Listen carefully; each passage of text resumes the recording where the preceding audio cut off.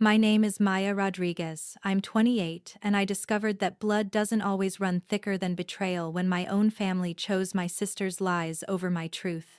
What started as a simple family dinner turned into the moment that shattered everything I believed about loyalty, love, and the people who raised me. My sister Emma had just announced her engagement to Derek, a man I dated for 3 years before she swooped in during our break.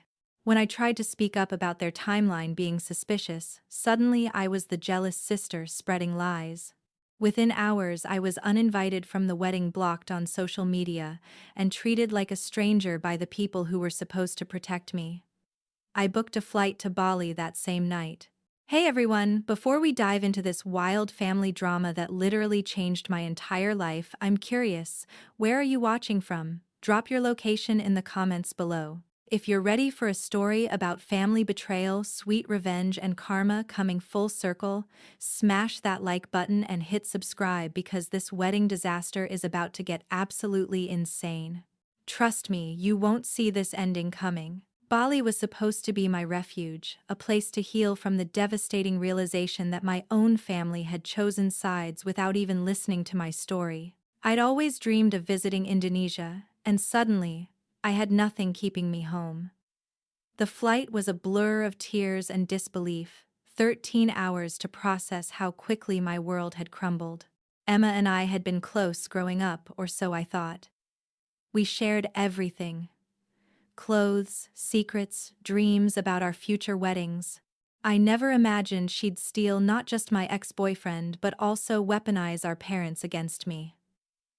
Derek and I had dated through college and for 2 years after. We'd talked about marriage, looked at rings, even discussed baby names during lazy Sunday mornings. But when my career took off and I got offered a promotion that required travel, we decided to take a break. It was mutual, or so I believed. 3 months later, Emma called me crying about her new relationship with someone special. She was vague about details, said I'd meet him soon. When she brought Derek to Sunday dinner, holding his hand and giggling like a teenager, I felt my stomach drop. The betrayal was written across both their faces, but they acted like I was the crazy one for being upset. "Maya's just jealous," Emma had whispered to our mom that night, loud enough for me to hear. She's always been competitive with me. Our parents, who'd always favored Emma's dramatic flair over my practical nature, ate it up. When I tried explaining the timeline, how Derek and I had only been broken up for 3 months, they accused me of trying to ruin Emma's happiness. Dad actually told me I needed to grow up and move on. Mom suggested I see a therapist for my jealousy issues. The wedding planning became a nightmare. Every family gathering turned into an Emma appreciation session. She'd show off her ring, which looked suspiciously similar to one Derek and I had looked at together, and detail her elaborate wedding plans. When I'd try to contribute to conversations, the room would go quiet. When I'd leave early, I'd get texts about being unsupportive. It was psychological warfare disguised as wedding planning. The final straw came when Emma announced she was having her bachelorette party at the cabin where Derek and I had first said "I love you." When I pointed out how bizarre that was, she burst into tears and accused me of trying to steal her special moments. That's when Dad pulled me aside and delivered the ultimatum: stop causing drama or don't come to the wedding. I chose option 3, leave the country entirely. Sitting in my villa in Ubud, surrounded by rice terraces and the sound of gamelan music, I felt both heartbroken and liberated. For the first time in months, I could breathe without walking on eggshells. I'd blocked all my family on social media, turned off my phone, and committed to radio silence. If they wanted to rewrite history and pretend I was the villain, they could do it without an audience. The Balinese culture of family and community felt both beautiful and painful. Watching multi-generational families share meals, support each other's businesses, and celebrate together made me grieve what I'd lost. But it also showed me what real family loyalty looked like. And it wasn't what I'd left behind in Colorado. I started taking cooking classes, learning traditional crafts, and slowly rebuilding my sense of self without my family's constant criticism echoing in my head. 2 weeks into my Bali sanctuary, I was finally sleeping through the night and hadn't checked my blocked family members' social media in days. I'd made friends with other travelers, started a photography project documenting local artisans, and was considering extending my trip indefinitely. The wedding was still a month away, and I'd successfully created enough distance to protect my mental health. That's when my best friend Jenna, who'd been keeping tabs on the situation back home, sent me a message that changed everything. Maya, I know you said you wanted space, but something weird is happening. Can you call me when you get this? It's about Derek and Emma, and I think you need to know. Against my better judgment, I called her from a quiet cafe in Ubud. Jenna's voice was strained with the kind of tension that comes from holding explosive secrets. Derek's been reaching out to our mutual friends, asking weird questions about your travel schedule and when you're coming back. Sarah said he seemed almost panicked when he found out you'd left the country. My stomach twisted. What kind of questions? Like whether you'd told anyone about your relationship with him? Specific things. Whether you'd kept photos, emails, or any evidence of your time together. Maya, it sounds like he's covering his tracks, but why would he need to unless... She paused, letting the implication hang in the air. I'd been so focused on Emma's betrayal that I hadn't fully processed Derek's role in this mess. He'd gone from telling me he loved me and wanted to work things out after my work travel ended to dating my sister and acting like our relationship had been casual. The timing had never made sense, but I'd been too hurt to dig deeper. There's more, Jenna continued. Lisa works at the jewelry store where Derek bought Emma's ring. She said he came in asking about returning a ring he'd already bought, but he wanted to exchange it for something different. The description Lisa gave matches the ring you two looked at last year. Maya, I think he bought you an engagement ring, then gave it to Emma. The pieces started clicking into place with sickening clarity. Derek hadn't just moved on quickly after our break. He'd been planning to propose before my work trip. When I got the promotion and needed to travel, he must have panicked about the distance. Instead of working through it like adults, he'd taken the coward's way out and found a replacement who looked enough like me to fool himself. But the truly twisted part was how calculated it had been. Emma had always been jealous of my relationship with Derek, making comments about how lucky I was and how she wished she could find someone like him. She'd pumped me for information about our relationship, what he liked, what made him happy. I'd shared everything because she was my sister, and I wanted her to find love too. Instead, she'd been taking notes. Jenna, I need you to do me a favor. Check if any of our college friends still have photos from parties where Derek and I were together. Check the dates, especially from last spring when we were looking at rings. And see if you can find out exactly when Derek first contacted Emma. Over the next few days, Jenna became my remote detective. What she uncovered made my exile to Bali feel like divine intervention rather than defeat. Derek had indeed bought an engagement ring 3 weeks before my work trip was announced. He'd been planning to propose on my birthday, which was 2 weeks after I left for my first business conference.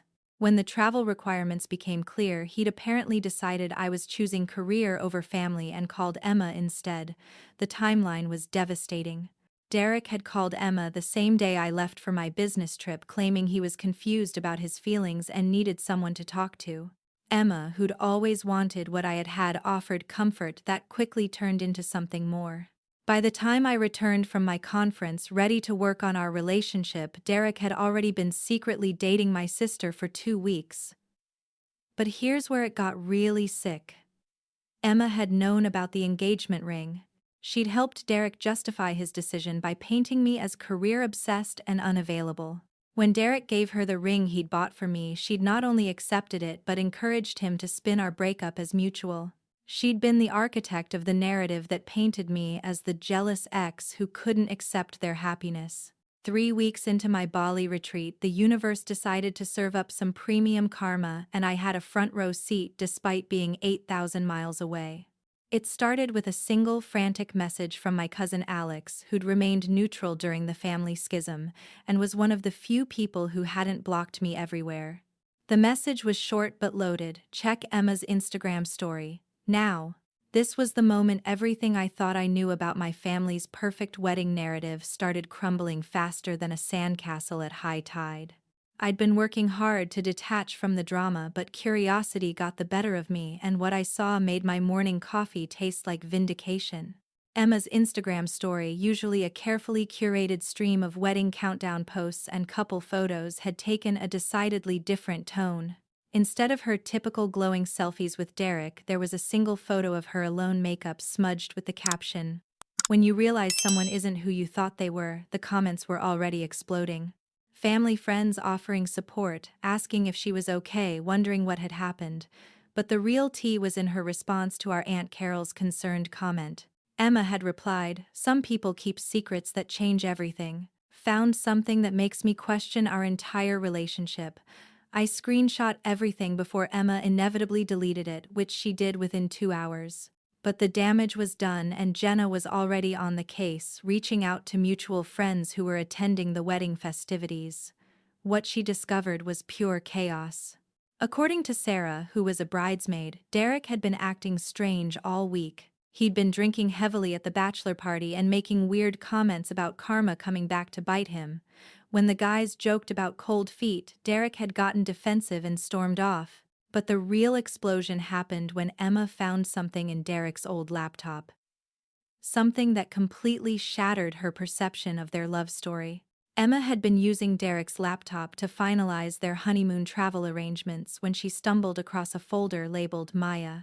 Inside were hundreds of photos of us together, love letters I'd written him, and most damaging of all, a draft email he'd never sent. The email, dated just 1 week after Emma and Derek's first official date, was a heartbreaking confession meant for me. In the email, Derek admitted he'd made a terrible mistake by ending things. He wrote about how losing me had destroyed him, how dating Emma was a desperate attempt to feel close to me again because we were so similar. He detailed his plan to win me back as soon as my work travel calmed down, and most devastatingly, he admitted that being with Emma felt like living with Maya's shadow instead of the real thing. But the truly explosive part was his confession about the engagement ring. He'd written about how giving Emma the ring meant for me was the biggest mistake of his life, how he felt sick every time he saw it on her finger. He'd planned to break things off with Emma and come clean about everything, but then our parents had gotten involved and the wedding planning had spiraled out of control. By the time he realized how deep he was backing out seemed impossible. Emma had printed out every page and confronted Derek 3 days before their wedding. The resulting fight was legendary, loud enough that hotel staff had received noise complaints, and Derek had ended up sleeping in his car. By morning, the entire wedding party knew something was seriously wrong. The fallout was spectacular and swift. Emma called an emergency family meeting, which apparently turned into a 3-hour screaming match, where my parents' perfect daughter revealed the truth about her fairy tale romance. Dad, who'd been so quick to call me jealous and dramatic, was forced to confront the reality that his favorite daughter had stolen her sister's boyfriend and built her entire relationship on lies and manipulation. Mom, who'd suggested I needed therapy for my jealousy issues, learned that Emma had been systematically gathering information about my relationship with Derek for months before making her move. Every conversation where I'd confided in my sister about relationship struggles or future plans had been ammunition Emma was stockpiling for her eventual takeover. The wedding vendors started calling about last-minute changes and cancellations. The venue wanted to know if the reception was still happening. The photographer was confused about the schedule. Meanwhile, Emma was having what could only be described as a complete emotional breakdown as she realized her dream wedding was built on a foundation of lies and betrayal. Alex kept me updated through a series of increasingly chaotic voice messages. Our family was imploding in real time, and everyone was suddenly remembering all the red flags they'd ignored in their rush to support Emma's happiness. Derek's groomsmen were taking sides. The bridesmaids were dealing with Emma's hysteria while trying to figure out if they should still wear their dresses. Our extended family was choosing sides based on incomplete information and years of family politics. But the most satisfying update came when Alex told me Dad had finally called Derek directly. Apparently, our father unleashed 28 years of protective fury on the man who'd not only broken his daughter's heart but manipulated his family into being accomplices. Derek, who'd been playing victim and acting like he'd done nothing wrong, finally cracked under the pressure and admitted everything. From my peaceful villa in Bali watching the sunset paint the rice terraces gold while sipping fresh coconut water, I felt a complex mix of vindication and sadness. My family was getting a crash course in the consequences of choosing sides without knowing the whole truth. The perfect wedding they'd prioritized over family loyalty was crumbling, and suddenly everyone understood why I'd been so hurt by what seemed like an impossible timeline.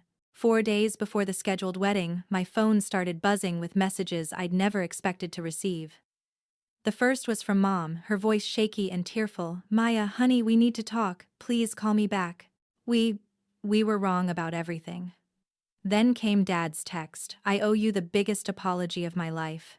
Can you forgive a foolish old man?" But it was Emma's message that truly shocked me. "Maya, I'm so sorry. I destroyed everything because I was jealous and selfish. Derek never loved me. I know that now. I need to tell you what really happened." From my peaceful retreat center in Ubud, I listened to Emma's tearful confession over a crackling international call. Her voice was hoarse from crying, and for the first time since this nightmare began, she sounded like my little sister again instead of the manipulative stranger she'd become. "Maya, I have to tell you everything. Derek never chose me over you. I chose to take him." Her words came out in a rush, like she was afraid she'd lose courage if she stopped. "When you got that promotion, he called me because he was scared about the distance. He wasn't breaking up with you. He was asking for advice on how to make it work. He wanted to surprise you with the engagement ring when you got back from your first trip." My hands trembled as I absorbed this revelation. Derek hadn't abandoned our relationship. Emma had sabotaged it. "I saw my chance and I took it," she continued, her voice breaking. "I told him you'd been complaining about feeling trapped, that you'd said the relationship was getting too serious too fast. I made up conversations we never had, Maya. I convinced him you were looking for an excuse to end things, that the promotion was your way out." The manipulation ran deeper than I'd imagined.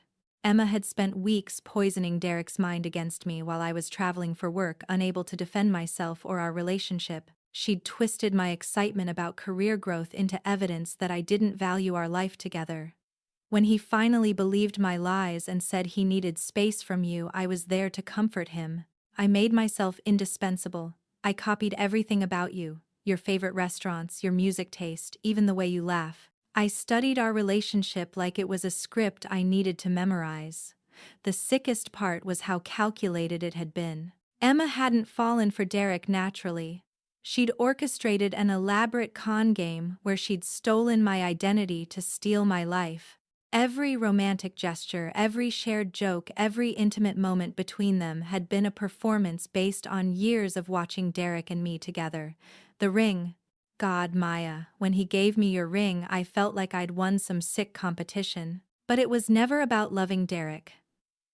I was in love with the idea of being you, of having what you had. I wanted your confidence, your success, your relationship. I thought if I could take Derek, I could somehow become you. Emma's confession painted a picture of a deeply insecure woman who'd spent her entire life feeling overshadowed by her older sister. While I'd thought we were close, she'd been cataloging every aspect of my life she wanted to claim for herself. My promotion had triggered something desperate in her. A fear that I was moving further ahead while she remained stuck. When you tried to tell Mom and Dad about the timeline, I panicked. I'd already invested so much in this lie and I couldn't bear to lose. So I made you the villain. I told them you were trying to sabotage my happiness because you couldn't stand to see me succeed. I weaponized every insecurity you'd ever shared with me. The betrayal cut deeper than Derek's deception because Emma had used 28 years of sisterly bond as ammunition against me. Every vulnerable moment I'd shared, every fear I'd confided, every dream I'd trusted her with had become a weapon in her arsenal. Derek found old videos on my phone yesterday, videos of you two that I'd never deleted. He saw how happy you both were, and he broke down completely. He told me he'd never loved me, that being with me was like living with a cheap imitation of the real thing. He said he felt sick every day knowing he'd given me your ring, your life, your family's love. The wedding imploded in spectacular fashion. Derek, overwhelmed by guilt and the weight of his deception, had what could only be described as a complete breakdown. He'd driven to our parents' house at midnight, still in his bachelor party clothes, and confessed everything. He'd told them about the engagement ring, about Emma's manipulation, about how he'd been planning to propose to me before Emma poisoned his mind with lies. Dad threw Derek out of the house, Maya. Literally threw him out and told him never to contact our family again. Mom hasn't stopped crying since we learned the truth. They feel horrible about how they treated you, about choosing Emma's lies over your honesty. Our parents' reaction was swift and decisive.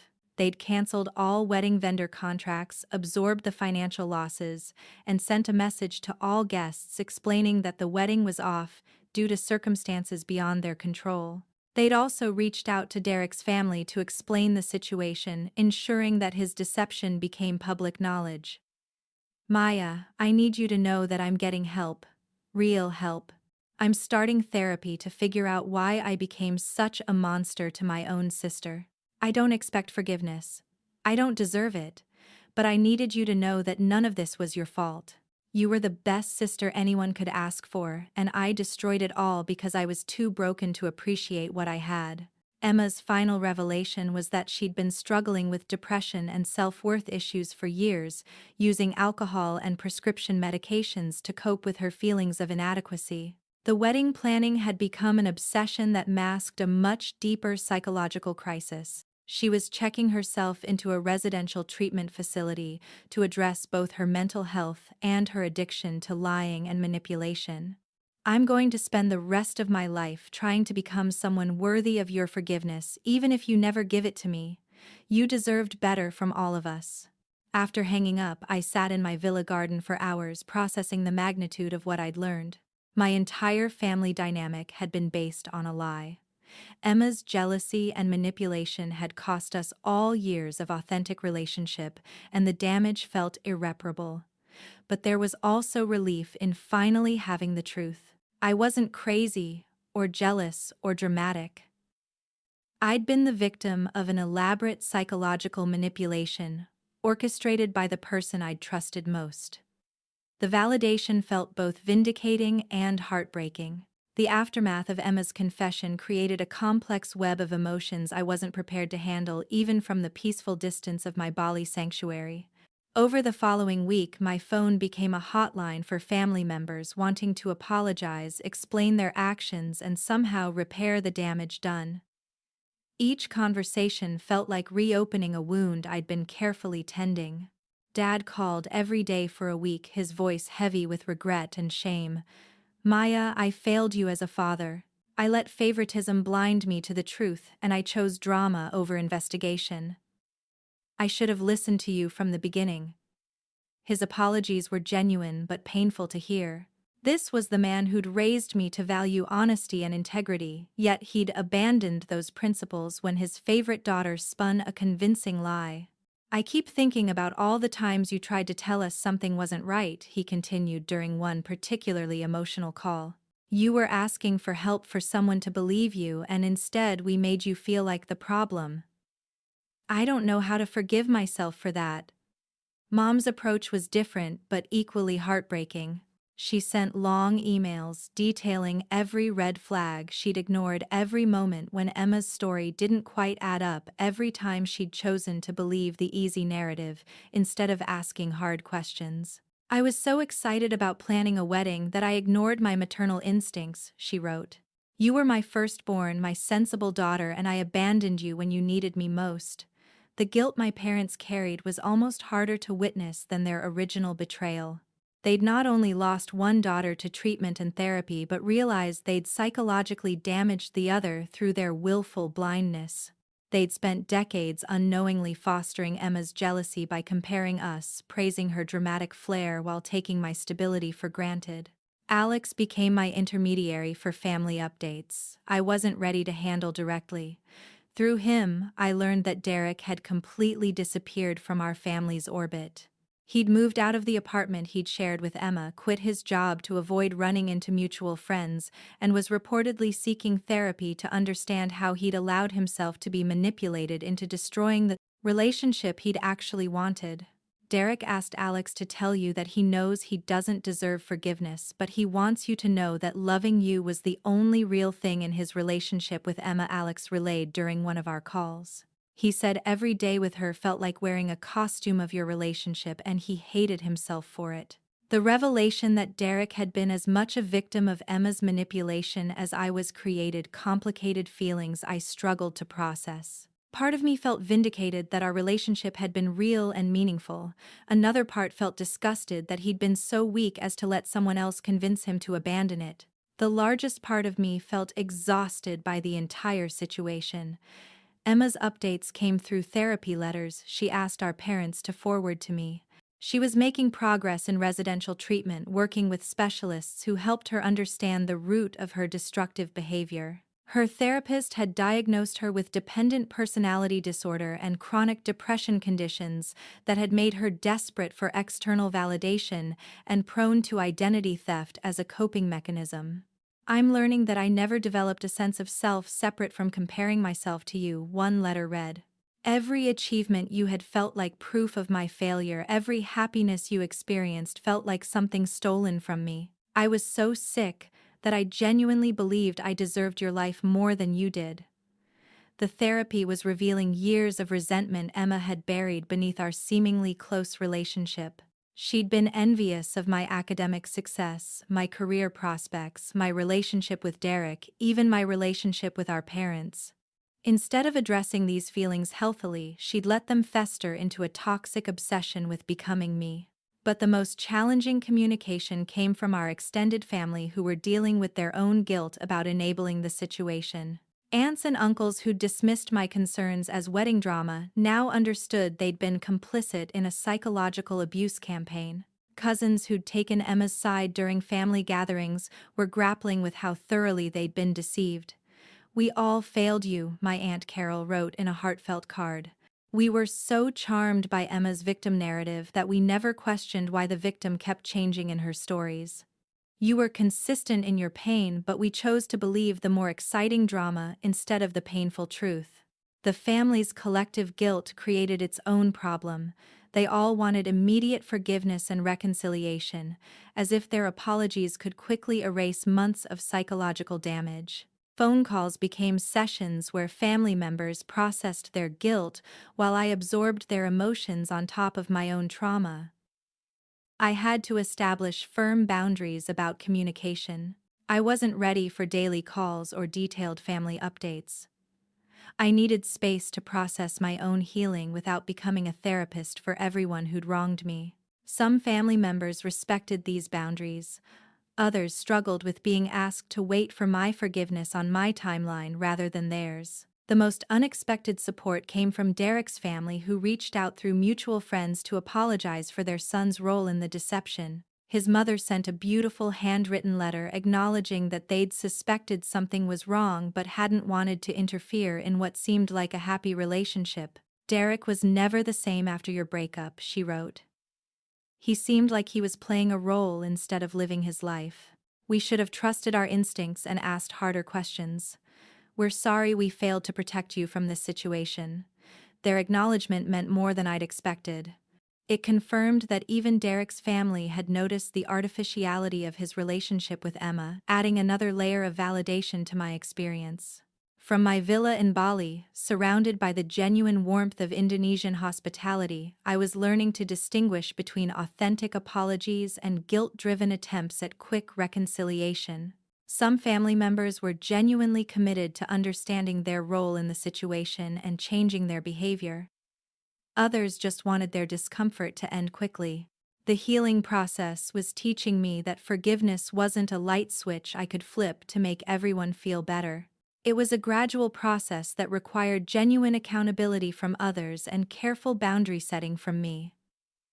I was learning to prioritize my emotional well-being over family harmony for the first time in my life. 6 months after fleeing to Bali to escape my family's betrayal, I was finally ready to return home, but on my terms, with my boundaries firmly in place and with a clarity about relationships that only comes from watching karma work. It's magic in real time.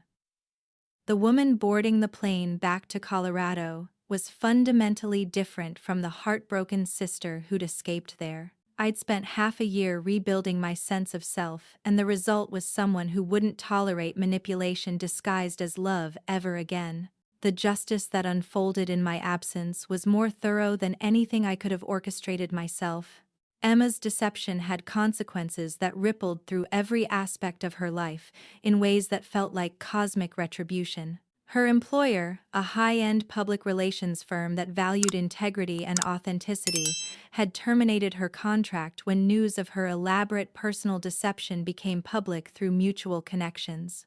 The irony wasn't lost on anyone that someone who lied professionally about other people's images had built her entire personal life on lies. Derek's consequences were equally fitting. His attempts to rebuild his life after the truth came out were consistently thwarted by the professional and social connections he'd made through our family and mutual friends. Job interviews went cold when background checks revealed the circumstances of our breakup. His reputation for emotional manipulation preceded him in social circles, and several women in our extended network had warned others about his pattern of deception. But the most satisfying justice was watching my parents confront their own role in enabling Emma's behavior. They'd spent months in family therapy, forced to examine decades of unconscious favoritism and emotional manipulation they'd allowed in their household. Dad's revelation that he'd been harder on me, precisely because I was more responsible, was a painful but necessary acknowledgement of how parental bias had damaged both daughters. "I expected more from you because you could handle it," Dad admitted during one of our video calls while I was still in Bali. But that meant Emma never learned accountability because we always made excuses for her. We created the monster that destroyed our family. Mom's journey was equally difficult but necessary. She'd discovered through therapy that her own competitiveness with other mothers had driven her to showcase Emma's dramatic personality while taking my achievements for granted. I was so busy proving Emma was special that I forgot to nurture the daughter who was already thriving, she confessed. The family therapy sessions had apparently been brutal but transformative. Emma, participating from her treatment facility, had been forced to confront not just her recent deception but years of smaller manipulations and lies that had shaped family dynamics. Every holiday drama, every sibling conflict, every family decision had been re-examined through the lens of Emma's pattern of manipulation. When I finally returned home, the changes were immediately apparent. My parents had rearranged family photos to include equal representation of both daughters' achievements, instead of the Emma-heavy display that had dominated our living room. They'd also established new family rules about gossip, taking sides in conflicts and making major decisions without hearing all perspectives. Emma was scheduled to complete her treatment program and had already accepted a position at a nonprofit organization focused on mental health advocacy. A job that required ongoing therapy and complete honesty as conditions of employment. Her recovery was genuine but fragile, and she'd accepted that rebuilding our relationship would take years of consistent, honest behavior. "I don't expect forgiveness," Emma told me during our first supervised conversation after my return. "I just want you to know that I'm committed to becoming someone worthy of being your sister again, even if that takes the rest of my life." The most unexpected development was Derek's complete departure from our lives. He'd moved to another state, changed careers, and by all accounts was working with a therapist to understand how he'd become susceptible to manipulation. His final message to me, delivered through Alex, was simple: "Maya deserved the love I was too weak to protect. I hope she finds someone who's strong enough to appreciate what I threw away." But the real transformation was in myself. Bali had taught me about authentic relationships, genuine community support, and the difference between cultural politeness and emotional manipulation. I'd learned to trust my instincts, set firm boundaries, and prioritize my emotional well-being over family harmony. My career had actually benefited from the time away. The photography project I'd started in Bali had caught the attention of a travel magazine, leading to freelance opportunities that perfectly complemented my corporate job. The confidence I'd gained from handling crisis alone translated into professional assertiveness that earned me another promotion. Dating felt different too. I'd learned to recognize red flags, trust my gut about people's character, and refuse to make myself smaller to accommodate someone else's insecurities. The men I met could sense the change. I was no longer the people-pleasing woman who'd been so easy for Emma to manipulate and Derek to abandon. The final piece of justice came when I realized I was genuinely happy. Not the performance of happiness I'd maintained during the wedding drama, but deep contentment with my life choices, my relationships, and my future. Emma's betrayal, as devastating as it had been, had forced me to build a stronger foundation for my life. 6 months after returning from Bali, I received an invitation that felt like the universe's final gift. A college friend was getting married and specifically requested that I photograph her wedding. "I want someone who understands the sacredness of real love," she said. As I captured genuine moments of joy, commitment, and family support, I felt grateful for the painful education that had taught me to recognize authentic emotion. The family that had once banned me from a wedding built on lies was now supporting my business and celebrating my success. Emma was slowly earning back trust through consistent honesty and boundary respect. Derek was a distant memory who'd served his purpose in my growth story, and I was finally free to build the life I'd always deserved. So here's my question for all of you who've stuck with this wild journey. Have you ever had to choose between family loyalty and protecting your own truth? Drop a comment below sharing your story. Whether it's about setting boundaries with toxic relatives, surviving betrayal, or finding your strength after someone tried to steal your life, your experiences might help someone else who's struggling with similar family drama. If this story resonated with you, smash that like button to help others find it when they need to hear that justice does come for those who manipulate family bonds. Subscribe for more real-life stories about surviving family betrayal and building stronger relationships after trauma. And please share this with anyone who needs to hear that choosing yourself over toxic family dynamics isn't selfish, it's survival. Thank you for taking this journey with me, from betrayal to healing to justice. Remember that sometimes the family that truly loves you is the one that respects your boundaries, believes your truth, and supports your healing, even when that takes time to develop. Life has a way of revealing people's true character, and karma has a way of balancing the scales when we're patient enough to let it work. Here's to authentic relationships, honest families, and the courage to rebuild when everything falls apart. You deserve people in your life who celebrate your success instead of stealing it, and who protect your heart instead of breaking it for their own gain.